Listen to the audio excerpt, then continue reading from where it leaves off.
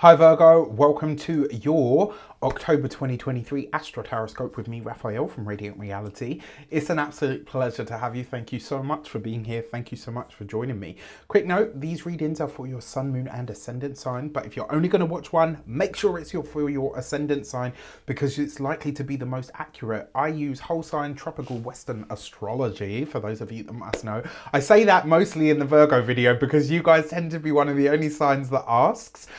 With that said, remember they are general readings. Not everything's going to resonate with everybody, and that is just fine. You should always use your own discernment. Before we start, as always, I would like to bless my decks of cards with all forms of love, light, peace, prosperity and abundance, and I pray that the messages that come through are ultimately clear and concise and they help you on your path to your highest vibrational good. So I'm going to pop these to the side. Don't forget to like, share, and I mean with anybody and everybody that will listen, right? And if this resonates, if you're a newbie to my channel and this resonates, hit the subscribe button. If you are a continued subby, you know Rafi loves you. All right, so the first transit that I want to look at for you guys is on the 3rd of October. Mars is going to conjunct the South Node in the sign of Libra. This for you is happening in your second house of money, finances, resources. I actually like this one for you guys more than anybody else because this I actually see like could potentially show up as the release of a debt. Or it could be that maybe for some of you, you're letting go of one income stream, but it's so that you're able to create another. I kind of feel like there's a revolving door energy around this transit for you guys. So it's like, yes, you might be letting something go.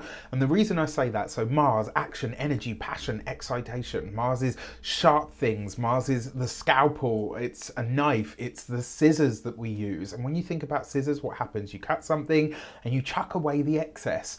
The South Node is an energy of release, elimination, moving away from. And so when these two come together, like that, it's going to cut or release something out of your life. I actually think that this might be that you're... I actually feel like for some of you, this might be the release of a value system as well. It does also mean that you might be talking about money a whole lot more. Remember, you know, in your second house is the Libra energy. So this means that you're going to be talking about it and maybe, you know, really looking at financial situations and talking about them that much more to kind of really get a deeper understanding of what is out of place, what is out of balance, what is off kilter. For this, you have the 10 of Cups. Beautiful. All right, with the 5 of Wands, okay, and the 8 of Cups. So for a select few of you, this could be that you are starting to look at your financial situation in regards to the home and deciding that maybe, just maybe, that the place that you're in is no longer for you. It does also suggest that maybe one of the things that you're very focused on at the moment is relieving or releasing a situation that's come up in the home so that you have more time, energy, space and freedom to move forward. I actually really like this one for you guys, and I feel like whatever you do now, it's more in line with honoring yourself enough to say, this does not support me, it doesn't align with where I'm going, and if that means I have to walk away from it, not necessarily them, if I have to walk away from it, then so be it. There's something quite powerful about this as well. I also see for a lot of you, this could be communicating about a lot with financial institutions around or about money. So very, very interesting stuff. On October the 9th, Venus is going to come into your sign. So Venus has been in your 12th for a long time.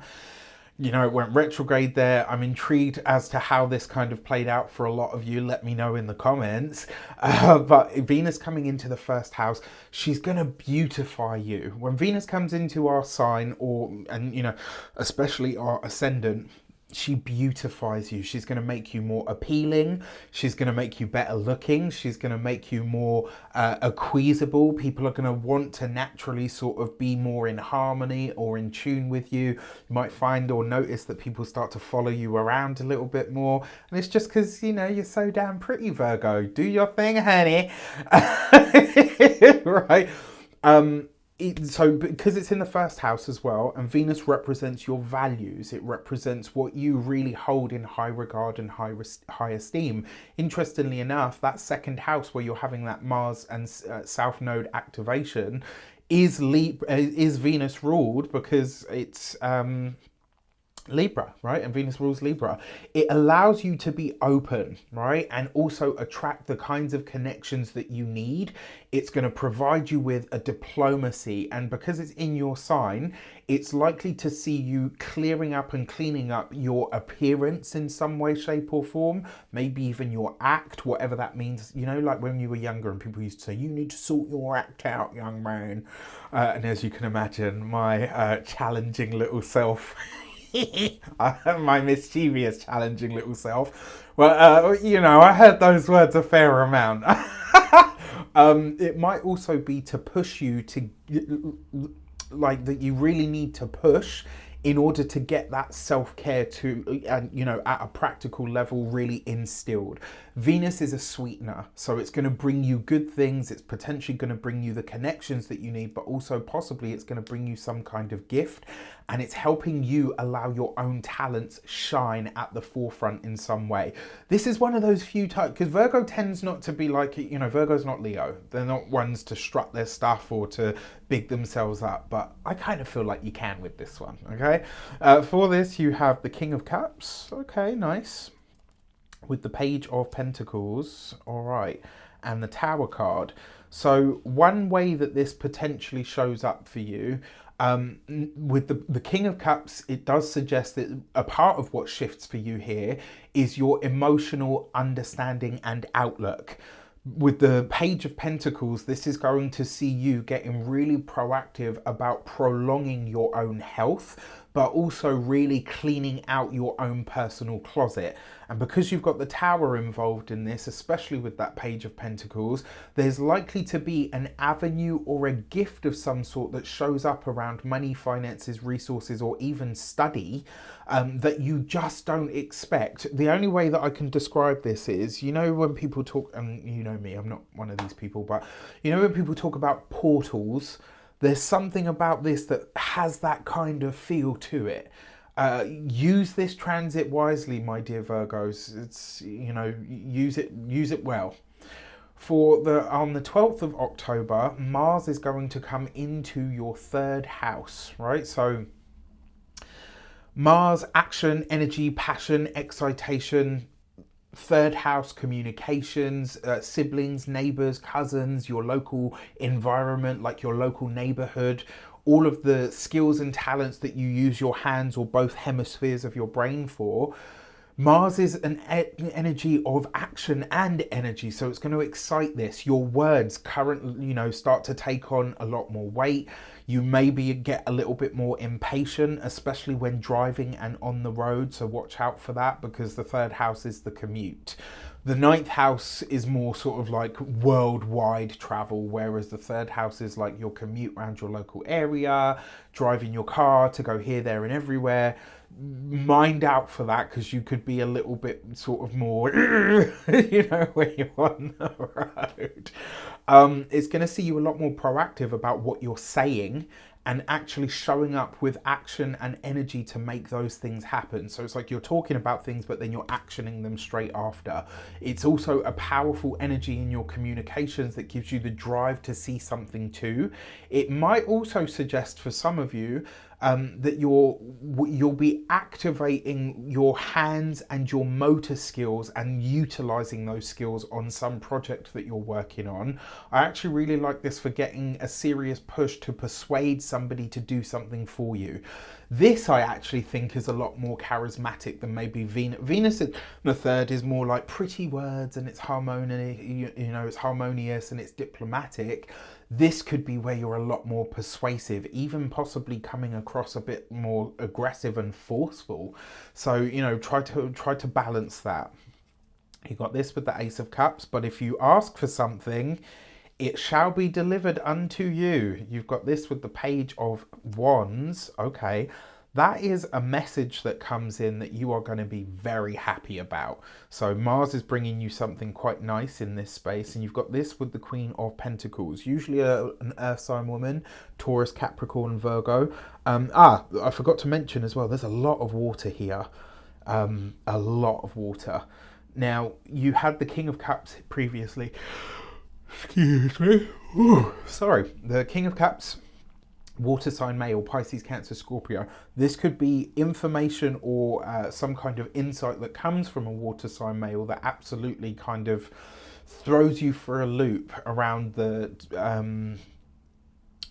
around the 9th of October. So just keep that as a consideration. Now back to this.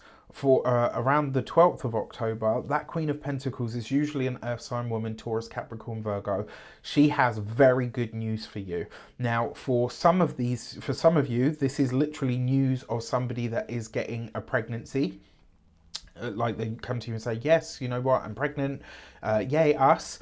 For some of you though, this is very much likely to center around some kind of literary thing. This could be that you're doing some kind of, like you get an invite to speak publicly. There's an invitation here that will make you truly very happy when you get it. You might not think about it. It might not be something that you kind of, that you pursue, but when it shows up, you'll be really happy to see it. Another way this could show up as well is some of you get a book deal. Oh my gosh, sorry. Okay. The fourth transit that I want to look at for you is on the 24th of October. The moon is going to conjunct Saturn at 0 degrees of Pisces, and these planets are going to trine the sun at 0 degrees of Scorpio, which is also basically conjunct Mercury, because Mercury will be at 3 degrees of Scorpio. This for you is happening across that 3rd house, 7th house space. This is a combination that you will see forging some kind of amazing connections, because the 7th house is partnerships, relationships, contracts, commitments, one-on-one sort of work and connections in ways that are easy and harmonious because it's a trine. What speaks to me in this trine as well, especially, is the power in this trine. Okay, like we're talking about the sun, which is authority figures and illumination. We're talking about Saturn, which rules, the hard authority or the hard line in the sand that we can't get past. But they're in a harmonious connection. So this could be, maybe you run into somebody or you work with or collaborate with somebody who is considered an authority in some way, and they really help you kind of push forward. Usually trines kind of fizzle out because it's such an easy energy that a lot of people don't really use it well. Whereas this one is powerful. There's a lot of energy. There's a lot of thought here. The sun is bringing attention to the thoughts in your mind, and the 3rd house being the space of friends, and mates, and even as the ruler of your 11th house, which is true friendship. There's a lot here that speaks about how you and your friends connect, how they spur you on, and how they help you really kind of look to achieve some kind of big ambitious path that you have. For this, you've got the Knight of Swords, that 3rd house being lit up. That's a commuting card. You've got the King of Pentacles. So look at this, right? You've got 2 kings. 2 kings represents minor council, but you've got 3 court cards. Well, actually, you've got 2, 3, 4, 5. You've got 5 court cards here. This month, it really isn't about what you know or what you do on your own. It's about who you know and how you connect to other people. This, with such a concentration of court cards, 6 court cards, sorry, because I forgot the Knight. So interesting stuff. Now, for this transit, that King of Pentacles could be an earth sign male, Taurus, Capricorn, Virgo. This could be somebody that you are... Excuse me, I don't know what's going on. Obviously a lot of energy shifts going on for Virgo. The Knight of Swords with the King of Pentacles. This is someone who takes you out of your, not just your comfort zone, but someone who takes you out of your day-to-day routines. With that 4 of Cups, you have a specific or a set way of wanting to do something. This person is breaking that paradigm for you. And I'm going to be honest with you, this is a time where you should let them, especially because of the moon conjunct Saturn, right? That's really heavy feelings or potentially some kind of responsibility that you don't expect. while this person might really push you to get the best out of you, I actually think that they'll be very good for you. So for your moons, on the 14th of October, we have a new moon solar eclipse in the sign of Libra, which for you is in your second house. So these eclipses are now going to start to hit you in your second and eighth houses. Your money axis is being lit up and highlighted for you, my dear Virgos. For this, you've got the gate 60 and limits. So the message behind this eclipse is to show you what the limitations are in your life and how to work within them and still transcend them. All right, that's the thing that I love about this card. It says, yes, these are your limits, but it also says to you, this is how you transcend them. So within this, when you look at your finances and your resources and you kind of say to yourself, yeah, you know what, I don't really have a say here, you're going to find a way with working with and within your circumstances that allows you to still flourish financially, which is great. Then on the 28th of the month, we have the full moon lunar eclipse in the sign of Taurus. It's the last one. This for you is in the 9th house. The 9th house literally represents higher philosophy, wisdom, education.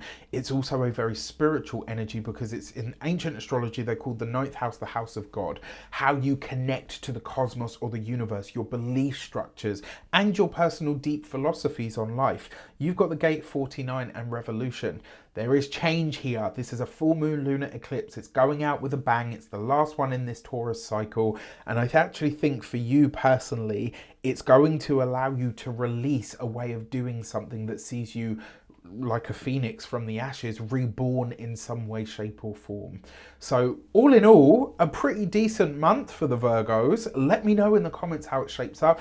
If you want one of these on a personal level, if you want to sit with me, we're going to go through your transits, have a look at your chart, we're going to pull cards. If you want a one-to-one Astro-Tarot session, you can get that on the link in the description box below. With that said, I wish you an abundance of all of that good stuff. Take care and I'll see you soon.